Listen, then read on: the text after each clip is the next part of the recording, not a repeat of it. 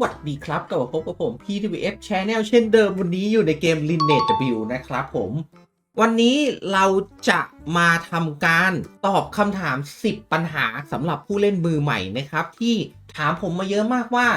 แต่ละอย่างพวกนี้ทำอะไรบ้างนะครับซึ่งมันจะมีปัญหาเยอะมากๆผมยกตัวอย่างเช่นก่อนเลยนะโหลดเกมแล้วเข้าไม่ได้ต้องทำยังไงบ้างครับสร้างกิลด์ยังไงพวกตลาดกลางทำยังไงนะครับ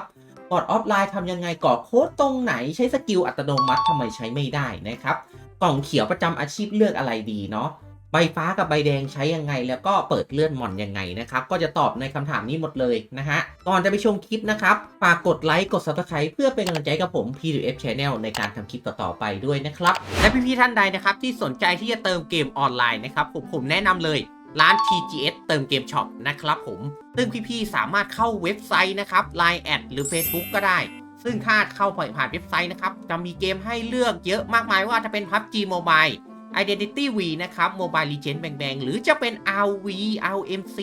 เติมเกมถูกไวปลอดภัย 24 ชั่วโมงได้ที่ร้าน TGS เติมเกมช็อปนะครับผมอย่าลืมบอกด้วยนะว่ามาจาก PWF Channel ฝากไว้ด้วยกับร้าน TGS เติมเกมช็อปนะครับและพี่ๆท่านใดที่อยากจะฟาร์มเกมที่มีระบบออโต้นะครับแล้วไม่มีเวลามานั่งปล่อยบอทตลอดเวลานะครับวันนี้เบสขอเสนอเลยนะครับ UG Phone นะครับผมแอปพลิเคชันที่สามารถช่วยพี่ๆฟาร์มได้ง่ายยิ่งขึ้นแล้วสะดวกมากนะ UG Phone เนี่ยเปรียบเสมือนมือถือเครื่องหนึ่งเลยที่ช่วยให้พี่ๆฟาร์มเกมได้ทั้งวันทั้งคืนแม้โทรศัพท์พี่จะดับไปแล้วหรือคอมจะปิดไปแล้วก็ตามหรือว่าจะนอนหลับก็ตามนะครับตัวเกมก็จะฟาร์มให้เราอยู่ตลอดเวลาเลยราคาเริ่มต้นแค่วันละ10 บาทเท่านั้นตัวแพ็กเกจนะครับผมแนะนำให้พี่ๆลองใช้เป็นตัว MVP นะครับพี่สนใจนะครับสามารถดาวน์โหลด UG Phone ได้ที่ลิงก์ใต้ description นี้เลยนะครับผมเอาล่ะวันนี้เราจะมาตอบปัญหามือใหม่10 ข้อนะครับจริงๆก็มีมากกว่านี้ถ้าใครอยากจะถามอะไรก็สามารถคอมเมนต์ถามได้ใต้คลิปเลยนะครับว่าสงสัยตรงไหนผมไม่ได้ทำคลิปมาตอบก็ถามมาได้นะแต่อันเนี้ยจะตอบ10 ข้อนี้ก่อนเลยนะครับเอาล่ะข้อแรกก็คือโหลดเกมมาแล้วทำไมเข้าเกมมาไม่ได้หรือเข้าเกมมาแล้วเกมเป็นภาษาเกาหลีเนาะเราจะแก้ปัญหานี้ยังไงครับอย่างแรกเลยนะครับที่จะต้องย้อนกลับไปที่หน้าล็อกอิน Purple ก่อนเลยนะครับอย่างแรกครับให้พี่ล็อกอินโปรแกรม Purple ขึ้นมาก่อนนะเป็นโปรแกรมตัวนี้นะครับให้เราเลือกภูมิภาคตรงนี้ครับทางขวาให้เลือกเป็น Thailand เท่านั้นนะครับผมตอนแรกบางคนโหลดมามันจะเป็นเซิร์ฟ global ถูกต้องไหมให้เราเลือกเป็นเซิร์ฟ Thailand ครับแล้วกด next เนาะแล้วก็ล็อกอินตามช่องทางธรรมชาติของพี่ๆเลยไม่ว่าจะเป็น NCV หรือว่าจะเป็น Gmail ก็ได้นะครับเอาละครับหลังจากล็อกอินมาแล้วอันเนี้ยใครโหลดเกมแล้วมันจะเป็นอย่างนี้นะครับแต่ถ้าใครยังไม่เคยโหลดเกมถูกต้องไหมเราจะโหลดเกมยังไงครับไปที่คำว่า Store ก่อนเลยนะครับไปที่ Store แล้วก็เลือกเกมที่จะเล่นซึ่งเกมมันก็มีแค่2เกมนั่นแหละ Lineage W แล้วก็ Lineage W นะครับให้เราเลือก Lineage W มาปุ๊บ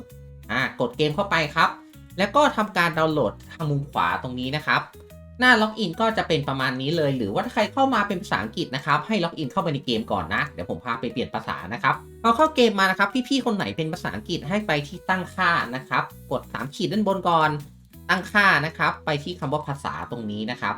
แล้วก็เลือกภาษาในเกมเป็นภาษาไทยได้เลยนะครับส่วนเสียงพากย์จะเป็นเสียงอะไรก็ได้นะแล้วแต่พี่ๆสะดวกเลยนะครับถัดไปครับสร้างกิลด์ทำยังไงสร้างกิลด์หรือพันธสัญญาโลหิตนะครับการจะสร้างกิลด์มีเงื่อนไขเดียวครับคือที่จะต้องเล่นตัวละครที่เป็นอาชีพคำว่าราชาเท่านั้นถ้าไม่ใช่อาชีพราชาไม่สามารถสร้างกิลด์ได้นะครับแล้วก็ราชาเหมือนจะจอยกิลด์ไม่ได้ด้วยนะจะต้องเป็นคนสร้างเท่านั้นนะครับถัดไปครับเทรดตลาดกลางเปิดยังไงนะครับหลายๆคนถามมาว่าศูนย์เทรดเนี่ยตลาดกลางเนี่ยถ้าผมอยากเปิดตลาดแล้วซื้อขายผมจะต้องทำยังไงบ้างใช่ไหมครับอย่างแรกเลยครับเมื่อเราเลเวล40ให้เรากดกลับไปที่เริ่มต้นใหม่นะครับเริ่มใหม่ตรงนี้ปุ๊บให้กลับไปหน้าล็อกอินก่อนนะพอเรากลับมาหน้าล็อกอินนะครับให้เรากดย้อนกลับไปนะครับกดย้อนกลับเสร็จปุ๊บให้พี่สังเกตที่มุมซ้ายตรงนี้มันจะเขียนตั้งค่าความปลอดภัยอยู่นะครับให้เรากดไปตอนแรกมันจะเป็นสีแดงเนาะให้เรากดไปแล้วก็ทำการยืนยันอีเมลนะครับไม่ยากเลยกดยืนยันอีเมลที่เราใช้สมัครในเกมแหละพอทำเสร็จเราก็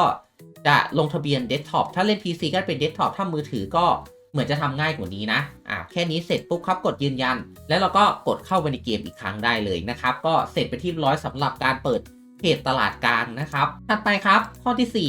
ทำยังไงกับการบอทออฟไลน์นะครับผมบอทออฟไลน์ให้เราไปเลือกจุดที่เราจะปล่อยบอทก่อนสมมุติผมปล่อยที่ดินแดนปิดเบี้ยวนะครับให้เราวาร์ปไปปุ๊บกดทำการปล่อยบอทเลยแล้วก็กดฟันเฟืองทำมุมซ้ายตรงนี้นะครับกดเสร็จปุ๊บให้มันขึ้นหน้านี้นะขึ้นเสร็จปุ๊บให้พี่กดคำว่าเล่นแบบออฟไลน์นะครับผมมันจะมีให้เราวันละ9ชั่วโมงเนาะให้เรากดยืนยันได้เลยครับแล้วเกมมันจะขึ้นนับ3 2 1ตรงนี้นะครับพอครบ3 2 1ปุ๊บมันก็จะดับออกไปแล้วเราก็จะบอทออฟไลน์ได้อย่างนั้นนะครับผมให้กดไปช้าๆจนกว่ามันจะปิดเกมไปเองเลยนะห้ามกดปิดเองนะต้องปิดด้วยบอทออฟไลน์เท่านั้นนะครับผมถัดไปครับคำถามโลกแตกเลยนี้กรอกโค้ดยังไงครับสำหรับคนที่เล่น Android แล้วก็เล่นบน PC นะครับให้กด3ขีดด้านบนขวาเนาะแล้วก็ไปที่ Reset เหมือนเดิมตั้งค่าไปที่คำว่าบัญชีครับลงทะเบียนโค้ดนะครับซึ่งโค้ดจะอยู่ใต้ description 3โค้ดผมแปะไว้ให้แล้วพี่สามารถไปกรอกกันได้เลยนะครับมันจะได้ตัวสกินแล้วก็ได้สกิลเวล50นะครับผมแล้วก็จะมีอวตาร3แบบนะครับแต่ว่ามันไม่ได้ใช้ได้เลยนะประมาณนี้ส่วนใครที่เล่น iOS นะครับผมลิงก์ก็อยู่ใต้ description เช่นกันมันจะขึ้นเป็นลิงก์ประมาณนี้นะเดี๋ยวผมจะให้ดูนะมันจะขึ้นมาเป็นลิงก์อย่างนี้พี่กดเข้าไปให้พี่เลือกเซิร์ฟเวอร์ของพี่ประมาณนี้ผมเลือก Eden 6แล้วใส่ชื่อตัวละครของเราไปครับเราก็ใส่ TWS Channel แล้วเราก็ใส่โค้ดครับแล้วก็รีจิสเตอร์คูปองได้เลยนะครับประมาณนี้สำหรับใครที่เล่น iOS นะสามารถกรอกตามลิงก์ได้เลยนะครับผมถัดไปใช้สกิลอัตโนมัติยังไง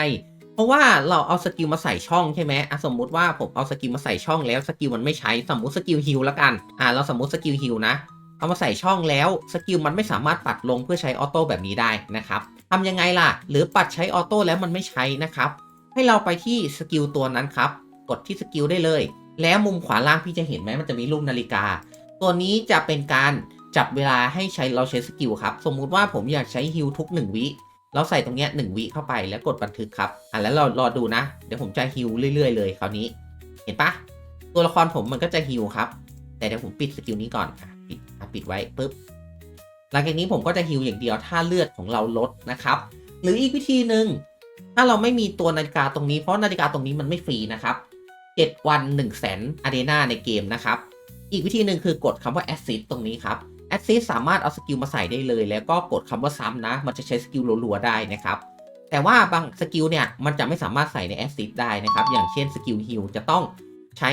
ตัวจับเวลาในการใช้งานนะครับแล้วฟังก์ชันตัวจับเวลาเนี่ยมันเอามาจากไหนครับให้เราไปที่ร้านค้าเนาะแล้วไปที่ระบบสมาชิกครับนี่ครับมันคือตัวนี้เครื่องจับเวลาคาถาครับ7 วัน100,000 บาทนะครับสำหรับระบบสมาชิกถ้าไม่ใช่สมาชิกเหมือนจะซื้อไม่ได้นะผมไม่มั่นใจเหมือนกันว่าซื้อได้ไหมนะแล้วก็จะมีอีกจุดหนึ่งครับนั่นก็คือร้านแก่นตรงนี้นะครับใช้แต้มตาประทับทรอส 10,000 นะครับซื้อเครื่องจับเวลาได้7 วันนะครับผมมีขายอยู่2จุดนะครับแล้วก็พวกน้ำยาพวกนี้ก็มีนะครับใครอยากใช้น้ำยาที่มากกว่าสีแดงอยากใช้สีส้มสีขาวอะไรพวกนี้ก็ต้องซื้อยาตัวนี้ไปใช้นะครับเราซื้อมาใช้เสร็จแล้วเราจะทำยังไงต่อไปกดที่ตุ๊กตาเวทครับแล้วกดวงจรเวทแล้วก็ใส่แก่นเข้าไปครับแค่นี้นะครับถ้าเราถอดเราก็จะใช้งานไม่ได้นะมันต้องมาใส่ในนี้ก่อนนะครับจบไปสำหรับการใช้สกิลอัตโนมัตินะไปครับสกิลเขียวเลือกยังไงนะครับเราจะมีกล่องสกิลเขียวอยู่ตอนต้นเกมถูกต้องไหมเดี๋ยวผมพาไปดูแล้วกันกล่องสกิลเขียวหรือกล่องหีบเลือกคาถาเนี่ยแต่ละอาชีพมันจะไม่เหมือนกันอยู่แล้วเนาะเนี่ยสกิลตัวนี้เลือกยังไงดีเราเลือกอันที่เราใช้ได้เลยครับเพราะในนี้ส่วนใหญ่ทั้งหมดเราใช้อยู่แล้วนะอันนี้ผมจะยกตัวอย่างสำหรับเอลและนักเวทแล้วกันตัวเอลนะครับตัวผมเองผมจะใช้เป็นสกิลปลุกพลังงานก็คือสกิลของธาตุไฟนั่นเองนะครับผมแล้วก็เลือกสกิลที่เราได้ใช้งานจริงๆอย่างเป็นพวกพาสซีฟอย่างเงี้ยพาสซีฟเสริมความแม่นยำเนี่ยสกิลพาสซีฟก็เราดูอ่านตรงนี้ได้เลยมันเขียนพาสซีฟนะครับสกิลพาสซีฟส่วนใหญ่จะคุ้มค่าอยู่แล้วนะครับเราก็สามารถแลกมันมาใช้งานได้เลยนะครับสำหรับสกิลพาสซีฟเนาะสกิลเขียวก็เลือกสกิลพาสซีฟเป็นหลักแล้วก็สกิลแอคทีฟที่เราใช้งานได้เลือกมานะครับเพราะส่วนใหญ่กล่องสกิลเขียวเนี่ยมันมีเฉพาะอาชีพของเราอยู่แล้วนะครับผมถัดไปครับคำถามที่พบบ่อยที่สุดก็คือไอ้ใบพวกนี้ใช้งานยังไงครับเนี่ยใบอวตารสีแดงสีฟ้าครับใบอวตารสีแดงสีฟ้าปิดซึมไม่สามารถใช้งานได้นะถ้าพี่อยากจะใช้งานมันจริงๆพี่จะต้องสุ่มตัวละครตัวนี้ให้ได้ก่อนนะครับก็คือร่างแรกของมันสมมุติว่าผมอยากได้ตัวอัศวินสวรรค์ตรงนี้อยากกดใช้ใบนี้จังเลยผมต้องทำยังไง พี่จะต้องไปสุ่มกาชาให้ได้ตัวละครตัวนี้มาก่อนครับอัศวินสวรรค์ร่างธรรมดาก่อนนะครับเมื่อเราได้ร่างธรรมดาแล้วให้เรามากดใช้ใบตัวนี้ให้มันเป็นร่างปิซึมนั่นเองนะครับก็จะใช้งานได้เนาะก็คือพี่จะต้องเติมเงินเพื่อได้รับมันมาก่อนแล้วก็ค่อยมากดใช้มันทีหลังนะครับประมาณนี้มันไม่หมดเวลานะก็ปล่อยมันไว้อย่างนี้ไว้ในคลังก็ได้นะครับถัดไปครับเปิดเลือดมอนเตอร์ยังไงเพราะว่าเมื่อกี้ผมฟาร์มมอนเตอร์แล้วผมเปิดเลือดได้ใช่ไหมครับวิธีการเปิดเลือดมอนเตอร์นะครับให้เรากดไปที่สมุดภาพมอนเตอร์ตรงนี้นะแล้วก็วิจัยมอนเตอร์ตัวนั้นวิจัยทำยังไงล่ะเอาของวัตถุดิบวิเคราะห์เนี่ยมาจากไหนก็คือดรอปจากมอนตัวนี้อยู่แล้วนะครับเราไม่ต้องเป็นต้องทำอะไรเลยก็ไปตีมอนตัวที่เราอยากวิเคราะห์มันอยากเห็นเลือดมันพอเราตีเสร็จเรากดยัดไปนะครับขอแค่ขั้นเดียวให้เราเห็นบรรทัดบนสุดของมันนะครับเราก็จะมองเห็นเลือดของมอนเตอร์ตัวนั้นแล้วนะครับแล้วเราอยากรู้ไหมว่ามอนเตอร์ตัวนั้นอยู่ที่ไหนเราสามารถกดได้นะครับแล้วก็กดตำแหน่งที่พบมันก็จะมีแล้วเราก็กดวาร์ปไปได้เลยประมาณนี้สำหรับการมองเลือดมอนเตอร์แล้วหาว่ามอนเตอร์มันอยู่ไหนนะครับแล้วดรอปอะไรบ้างนะเราก็สามารถหาได้ตามนี้เลยนะครับแล้วก็ข้อสุดท้ายที่ถามกันมาเยอะมากนะครับสำหรับอาชีพเอลฟ์นะครับผมอยากจะเปลี่ยนธาตุทำยังไงให้เรากดไปที่ขนนกตรงนี้นะทางขวากดสกิลก่อนกดขนนกปุ๊บให้เลือกธาตุตรงนี้ครับเลือกธาตุไฟน้ำลมดินได้ตรงนี้เลยแล้วจะถามว่าเปลี่ยนธาตุยังไงให้กดเลือกเปลี่ยนได้เลยเนี่ยกด 100,000 แล้วก็เปลี่ยนธาตุได้เลยนะครับไม่ต้องซีเรียสเปลี่ยนไปเปลี่ยนกลับได้ตลอดเวลาเลือกธาตุครั้งแรกจะฟรีครั้งถัดไปจะเสีย 100,000 เรื่อยๆนะสำหรับอาชีพเอลเท่านั้นนะถ้าเป็นอาชีพอื่นก็จะไม่มีธาตุตรงนี้ให้เลือกนะครับผม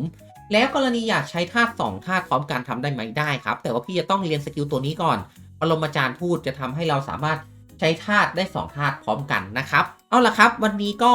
ประมาณนี้นะครับสำหรับคลิปวิดีโอ10คำถามยอดฮิตของมือใหม่นะครับหรือถ้ามีคำถามอะไรเพิ่มเติมสามารถถามใต้คอมเมนต์ได้เลยเดี๋ยวจะมาตอบให้ถ้าผมทราบนะส่วนนี้ผมพี่เดอะชาแนลก็ขอตัวลาไปก่อนหวังว่าคลิปนี้จะมีประโยชน์ให้กับพี่ๆไม่มากก็น้อยนะครับผมแล้วพบกันในไลฟ์สตรีมหรือคลิปวิดีโอถัดไปวันนี้ไปก่อนนะครับไปละอยากได้คลิปอะไรคอมเมนต์บอกได้เลยแล้วเจอกันครับบ๊ายบายสวัสดีครับ